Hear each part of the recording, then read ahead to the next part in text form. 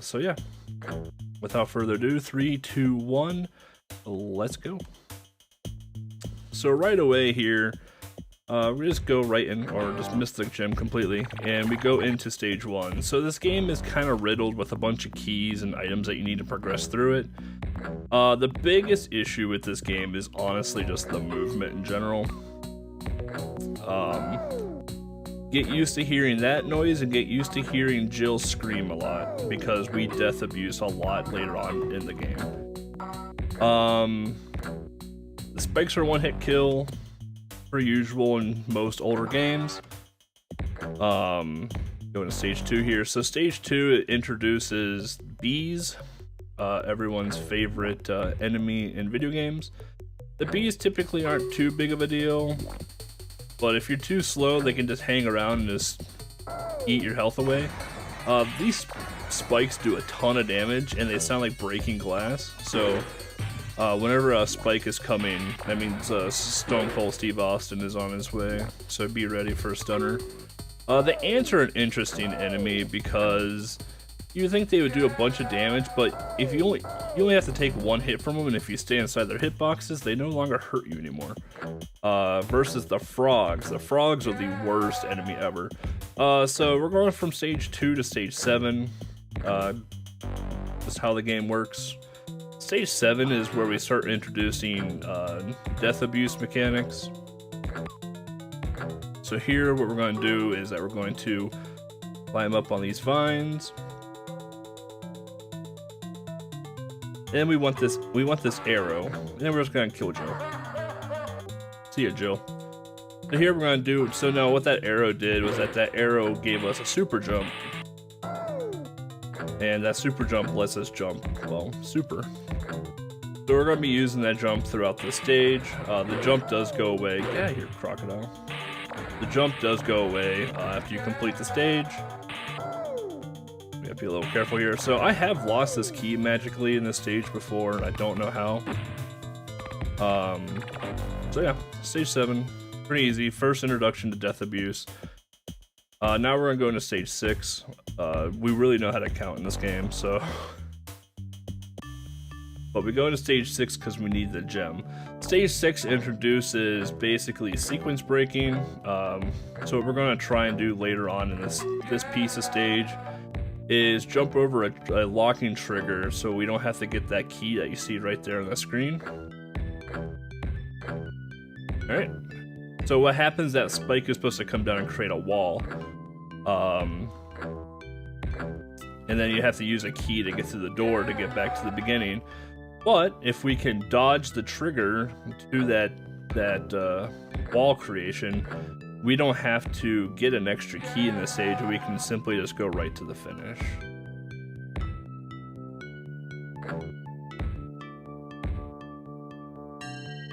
So typically you would get 4 keys in this, but we can get away with 3 now.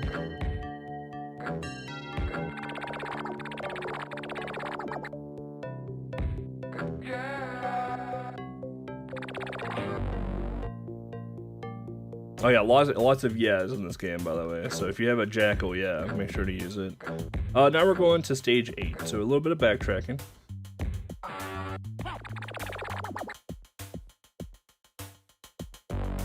So here in stage 8 is the backtracking dungeon, I like to call it.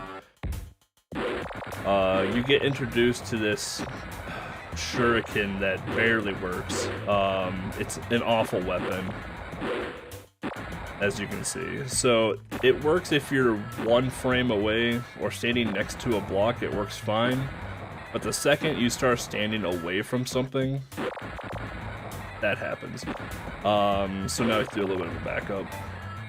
So typically in this stage here, you kind of use the rocks to maneuver yourself up these elevators, but sometimes the shuriken doesn't want to cooperate, and you just have to clear out a bunch of rocks with the shuriken. Something to note too with enemies is that most enemies die upon touching you, with the exception of the frogs, and you'll see the frogs here in a bit. The frogs are the worst enemy in the game, and pose the biggest threat to killing Jill.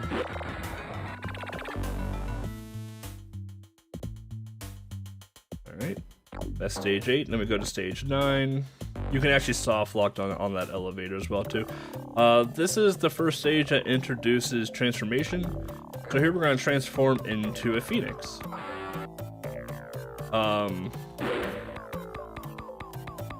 If you touch the water as a phoenix, you instantly die. Watch out for the Pac-Man ghosts.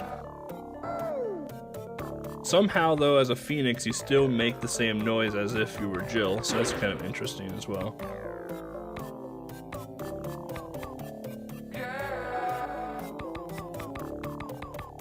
Later on, once we turn into a fish, there's a trick to where you can swim super fast, but you actually can't use that trick with the bird, unfortunately. There's also a soft lock with this bird later on in the game that I do have a backup for if we do soft lock the game. We're gonna do another death abuse here. So we got all the keys that we needed to get through here. Fall down, grab our gem, move on to stage 10.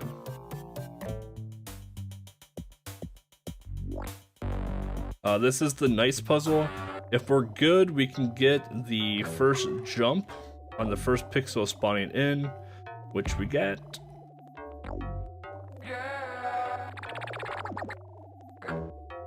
So what we did there was that first switch that we pulled down for that night right there. And we'll pull down this one, so now we can just go right to the last section of this stage. Here's a little bit of a switch puzzle. And now we go back to shuriken mode. So this one is pretty rough as well too, because we have these Yoku blocks on top of these phoenixes trying to fly around. It's a pretty good time all around. This is where a lot of lag in the game can happen too. Typically we just kind of just body ourselves through here and just get the keys and run.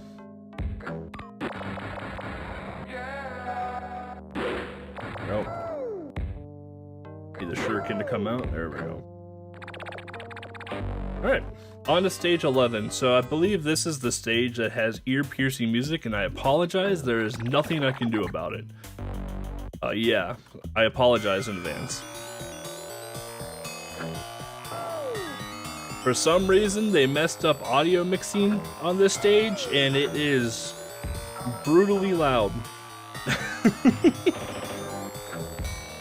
I hope you like it. We'll hopefully be out of here soon. So here we're gonna do something called the save and restore exploit. Or not, actually, we're just gonna die, so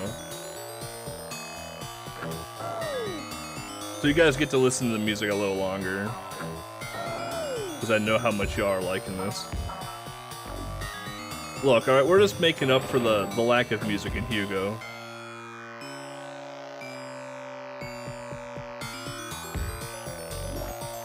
This is what happened when Penelope got bit by the spider, by the way. It all ties together. There we go. So here we're gonna get this key and save as we die. We're gonna save, then we're gonna restore that save, and now we should have this key for the beginning, and we're just gonna go right to the door, so we don't have to go through that stage anymore. Alright, we're out of there. And we're almost towards the end of the game. So now we're on stage 12, which is the underground river. This is where we get to transform into a fish. So the fish is last. We get to kill some slugs. This stage really features Jill's climbing ability, as you can see. But we need to collect all these gems. We need a bunch of them in general. And you get most of them when you're in fish form, but you do need to be in Jill form to get a few of them. So we're gonna get this gem that's kind of just off in the distance. To come back, and we're gonna get this gem here because this one's the most out of the way for Jill.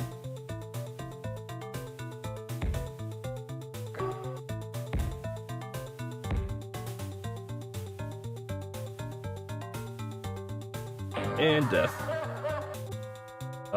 Yep. Now we get to turn into a fish. So fish form, you can shoot the fish, and the more fish that you shoot, the faster you can climb up, or swim up rather. So I hope you like disc scratching noises, because you're gonna hear a lot of it.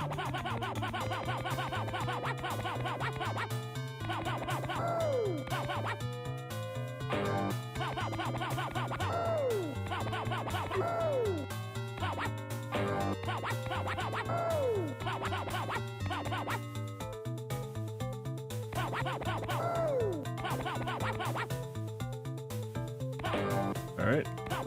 Come here, little squid. Alright. Another death abuse.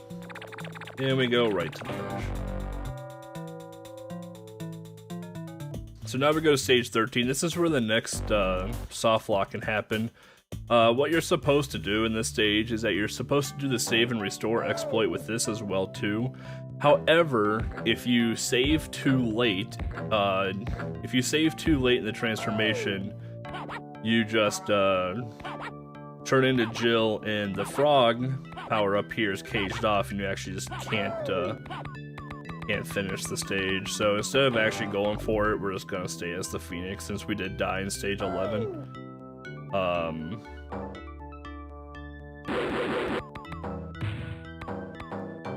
So all it is here is a straight up. And now we go into the final stage of Jill of the Jungle 1, which is exiting the plateau.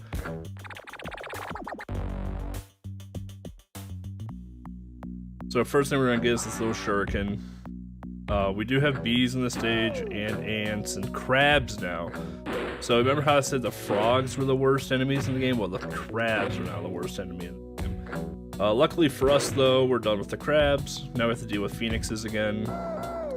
But there's a bunch of apples down there to feed Jill to get her health back. So it's not too big of a deal at all. And then we have one last ant here at the end. Get our key. There's our last yeah. Here's our super jump and time. So we have a 12:30 coming out of Jill of the Jungle. And then the ending sequence is Jill that jumps around. Looks like I'm playing, but I'm really not playing at all. Turns into a phoenix and flies off. And then from here, there's a bunch of weird things that say, hey, she traveled 500 miles away from where she started, but somehow ended up in space as a phoenix. Game is definitely on drugs, because now we go to Mushroom World. Yeah, Jill of the Jungle, man, what a game. I remember I played this game a lot as a kid growing up, but I never beat it. And then recently, within like the last couple months, I was like, hey, let's go play Jill of the Jungle again. And realized that it's a super easy game. But yeah, no, like I said, Jill of the Jungle is part of a trilogy. There are 2 more games left, so if anyone wants to do Jill of the Jungle 2 and 3, we can make a Jill of the Jungle relay team.